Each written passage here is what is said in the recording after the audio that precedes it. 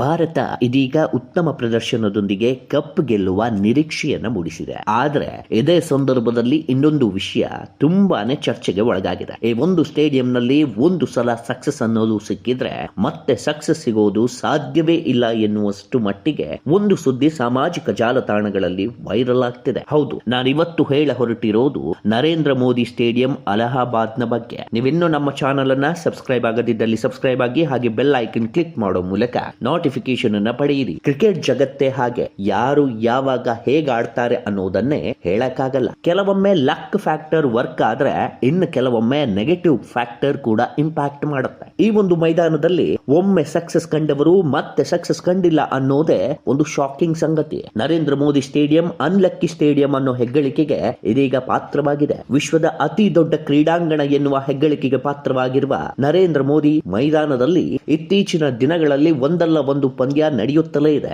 ಅತಿ ಹೆಚ್ಚು ಪ್ರೇಕ್ಷಕರಿಗೆ ಅವಕಾಶ ಇರುವುದರಿಂದ ಆರ್ಥಿಕ ಚಟುವಟಿಕೆಗಳ ನಿಟ್ಟಿನಲ್ಲೂ ಪಂದ್ಯವನ್ನ ಇಲ್ಲಿ ಹೆಚ್ಚು ಆಯೋಜಿಸಲಾಗ್ತದೆ. ಈ ಮೈದಾನದಲ್ಲಿ ಗೆಲ್ಲುವ ತಂಡಕ್ಕೆ ಗೆಲುವು ತಾತ್ಕಾಲಿಕ ಎಂದು ಅಂಕಿ ಅಂಶಗಳು ಹೇಳ್ತಿವೆ. ಅದಕ್ಕೆ ಕಾರಣ ಈ ಹಿಂದೆ ಕೆಲ ಕ್ರಿಕೆಟ್ ಪಂದ್ಯದ ಅಂಕಿ ಅಂಶಗಳನ್ನ ನಾವು ನೋಡಲೇಬೇಕಾಗುತ್ತೆ. 2022ರಲ್ಲಿ ಗುಜರಾತ್ ಟೈಟಾನ್ಸ್ ತನ್ನ ಚೊಚ್ಚಲ IPL ಟ್ರೋಫಿಯನ್ನ ಇದೇ ನರೇಂದ್ರ ಮೋದಿ ಸ್ಟೇಡಿಯಂನಲ್ಲಿ ಗೆದ್ದಿತ್ತು. ಅದಾದ ಮೇಲೆ ಟ್ರೋಫಿ ಗೆಲ್ಲಲು ಈ ತಂಡಕ್ಕೆ ಸಾಧ್ಯವಾಗಲಿಲ್ಲ. ಈ ಸಂದರ್ಭದಲ್ಲಿ ಗುಜರಾತ್ ಟೈಟಾನ್ಸ್ ನಾಯಕನಾಗಿದ್ದ ಹಾರ್ದಿಕ್ ಪಾಂಡ್ಯ ಆ ತಂಡದಿಂದ ಮುಂಬೈ ತಂಡಕ್ಕೆ ಮರಳಿ ಅಲ್ಲಿ ಮುಂಬೈ ಇಂಡಿಯನ್ಸ್ ನಾಯಕತ್ವವನ್ನ ವಹಿಸಿಕೊಳ್ತಾರೆ. ಅಲ್ಲಿಯೂ ಕೂಡ ವೈಫಲ್ಯವನ್ನ ಕಂಡು ಸಾಕಷ್ಟು ಟೀಕೆಗೂ ಗುರಿಯಾಗ್ತಾರೆ. ಚೆನ್ನೈ ಸೂಪರ್ ಕಿಂಗ್ಸ್ 2023ರಲ್ಲಿ ಗುಜರಾತ್ ಟೈಟಾನ್ಸ್ ವಿರುದ್ಧ IPL ಕಪ್ ಅನ್ನ ಗೆಲ್ತದೆ. ಈ ಒಂದು ಪಂದ್ಯ ನಡೆದಿದ್ದು ಕೂಡ ಇದೇ ನರೇಂದ್ರ ಮೋದಿ ಸ್ಟೇಡಿಯಂ ನಲ್ಲಿ ಅನ್ನೋದು ಇಂಟ್ರೆಸ್ಟಿಂಗ್ ವಿಷಯ.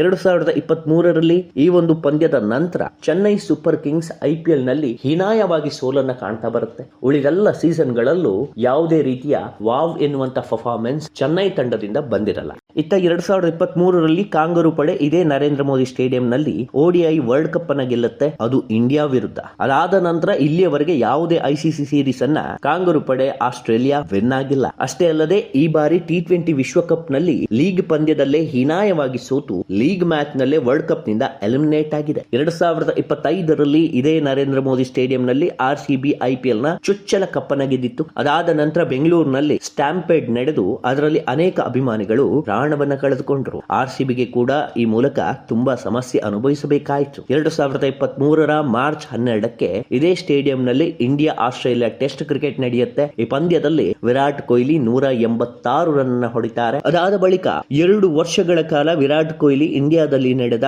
ಟೆಸ್ಟ್ ಪಂದ್ಯದಲ್ಲಿ ಒಂದೇ ಒಂದು ಸೆಂಚುರಿಯನ್ನ ಹೊಡೆದಿಲ್ಲ. ನಂತರ ಮೇ 12, 2025ಕ್ಕೆ ಟೆಸ್ಟ್ ಗೆ ವಿರಾಟ್ ಕೊಹ್ಲಿ ವಿದಾಯವನ್ನ ಹೇಳ್ತಾರೆ. 2025 ಫೆಬ್ರವರಿಯಲ್ಲಿ ಇಂಡಿಯಾ ವರ್ಸಸ್ ಇಂಗ್ಲೆಂಡ್ ಸೀರೀಸ್ ನಡೆಯುತ್ತೆ, ಅದು ಕೂಡ ಇದೇ ನರೇಂದ್ರ ಮೋದಿ ಸ್ಟೇಡಿಯಂ ನಲ್ಲಿ. ಶುಭ್ಮನ್ ಗಿಲ್ 112 ರನ್ ಅನ್ನು ಹೊಡಿತಾರೆ. ಈ ಮೂಲಕ 3 ಫಾರ್ಮೆಟ್ ನಲ್ಲಿ ಸೆಂಚುರಿ ಹೊಡೆದ ಶುಭ್ಮನ್ ಗಿಲ್ ಇದಾದ ಬಳಿಕ T20 ವರ್ಲ್ಡ್ ಕಪ್ ಸ್ಕ್ವಾಡ್ ನಿಂದನೇ ಹೊರಬೀಳ್ತಾರೆ. ಅಕ್ಟೋಬರ್ 2, 2025ಕ್ಕೆ ವೆಸ್ಟ್ ಇಂಡೀಸ್ ಮೇಲೆ ಇದೇ ಸ್ಟೇಡಿಯಂ ನಲ್ಲಿ KL ರಾಹುಲ್ ಸೆಂಚುರಿಯನ್ನು ಹೊಡಿತಾರೆ. 3211 ದಿನದ ಮೇಲೆ KL ರಾಹುಲ್ ಬ್ಯಾಟ್ ನಿಂದ ಸೆಂಚುರಿ ಸಿಡಿಯುತ್ತೆ. ಅದಾದ ಬಳಿಕ 4 ಟೆಸ್ಟ್ ಪಂದ್ಯವನ್ನ ಆಡ್ತಾರೆ. 1 ಹಾಫ್ ಸೆಂಚುರಿ ಬಿಟ್ರೆ 8 ಟೆಸ್ಟ್ ಇನ್ನಿಂಗ್ಸ್ ನಲ್ಲಿ ಯಾವುದೇ ದೊಡ್ಡ ಮಟ್ಟದ ಇನ್ನಿಂಗ್ಸ್ ಅವರ ಬ್ಯಾಟ್ ಇಂದ ಬರುವುದಿಲ್ಲ. 2023ರಲ್ಲಿ ಇದೇ ಸ್ಟೇಡಿಯಂ ನಲ್ಲಿ ಉಸ್ಮಾನ ಖವಾಜಾ 180 ರನ್ ಅನ್ನು ಹೊಡಿತಾರೆ. ಈ ಸೆಂಚುರಿ ಹೊಡೆದ ಟೈಮ್ ನಲ್ಲಿ ಟೆಸ್ಟ್ ನಲ್ಲಿ ಟಾಪ್ ರ್ಯಾಂಕ್ ಪ್ಲೇಯರ್ ಆಗಿದ್ದ ಉಸ್ಮಾನ್ ಈ ಸೆಂಚುರಿ ಹೊಡೆದ ಬಳಿಕ ಒಂದೇ ಒಂದು ಒಳ್ಳೆ ಇನ್ನಿಂಗ್ಸ್ ಅನ್ನ ಕಟ್ಟಿಕೊಳ್ಳಲು ಅವರ ಹತ್ರ ಸಾಧ್ಯವಾಗಲಿಲ್ಲ. ಅಷ್ಟೇ ಅಲ್ಲದೆ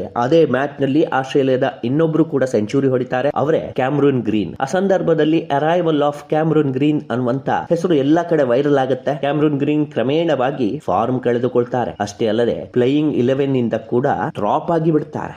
ಇದಿಷ್ಟು ನಾನು ಹುಡುಗ ಹೊರಟಾಗ ಸಿಕ್ಕಂತ ವಿಷಯ. ಈ ಸ್ಟೇಡಿಯಂ ನಲ್ಲಿ ಏನಾದ್ರೂ ಇದೆಯಾ ಎನ್ನುವಂತ ಪ್ರಶ್ನೆ ನನಗೆ ಮೂಡ್ತಾ ಇದೆ. ಸಂಜು ಸ್ಯಾಮ್ಸಂಗ್ ಅವರ ಅಮೋಘ ಆಟದಿಂದ ಇದೀಗ ಸೆಮಿಫೈನಲ್ಗೆ ಭಾರತ ಲಗ್ಗೆ ಇಟ್ಟಿದೆ. T20 ಸ್ವರೂಪದಲ್ಲಿ ಅಪಾಯಕಾರಿ ತಂಡವೆಂದು ಕರೆಯಲ್ಪಡುವಂತಹ ವೆಸ್ಟ್ ಇಂಡೀಸ್ ವಿರುದ್ಧದ ಪಂದ್ಯದಲ್ಲಿ ಕೇರಳದ wicket keeper come batsman Sanju Samsung ಉತ್ತಮ ಪ್ರದರ್ಶನವನ್ನ ನೀಡಿ ಟೀಮ್ ಇಂಡಿಯಾ ಗೆಲುವಿಗೆ ಕಾರಣರಾಗಿದ್ದಾರೆ. ತಮ್ಮ ತಂಡದ ಸದಸ್ಯರು ವಿಕೆಟ್ ಒಪ್ಪಿಸುತ್ತಾ ಪೆವಿಲಿಯನ್ ಕಡೆ ಹಾದಿ ನಡೆಸಿದ್ರೆ ಸಂಜು ಸ್ಯಾಮ್ಸಂಗ್ ಮಾತ್ರ ಆತ್ಮವಿಶ್ವಾಸದಿಂದ ಸ್ಥಿರವಾಗಿ ಬ್ಯಾಟಿಂಗ್ ಮಾಡಿದ್ರು. ನಿರ್ಣಾಯಕ ಪಂದ್ಯದಲ್ಲಿ 97 ರನ್ ಗಳಿಸಿ ಅಜೇಯರಾಗಿ ಉಳಿದು ಭಾರತ ತಂಡವನ್ನ ಗೆಲುವಿನತ್ತ ಕೊಂಡೊಯ್ದರು. ಸಂಜು ಅವರ ಅದ್ಭುತ innings team India West Indies ತಂಡವನ್ನ 5 ವಿಕೆಟ್ಗಳಿಂದ ಸೋಲಿಸಿ ಸೆಮಿಫೈನಲ್ಗೆ ಪ್ರವೇಶಿಸಲು ಸಹಾಯ ಮಾಡಿತು. ಅಷ್ಟೇ ಅಲ್ಲದೆ ಇದೀಗ ಭಾರತ ಸೆಮಿಫೈನಲ್ಗೆ ಎಂಟ್ರಿ ಕೊಟ್ಟಿದೆ. ಮುಂದೆ ಫೈನಲ್ಗೆ ಕೂಡ ಹೋಗಬಹುದು, ಕಪ್ಪನ್ನ ಕೂಡ ಹೊಡಿಬಹುದು ಅನ್ನುವಂತ ಸೂಚನೆ ಕಾಣ್ತಾ ಇದೆ. ಆದ್ರೆ ಆ ಫೈನಲ್ ಮ್ಯಾಚ್ ಕೂಡ ಆಗ್ತಾ ಇರೋದು ಇದೇ ನರೇಂದ್ರ ಮೋದಿ ಸ್ಟೇಡಿಯಂನಲ್ಲಿ. ಮತ್ತೆ ಈ ಹಿಂದೆ ಆದ ಘಟನೆ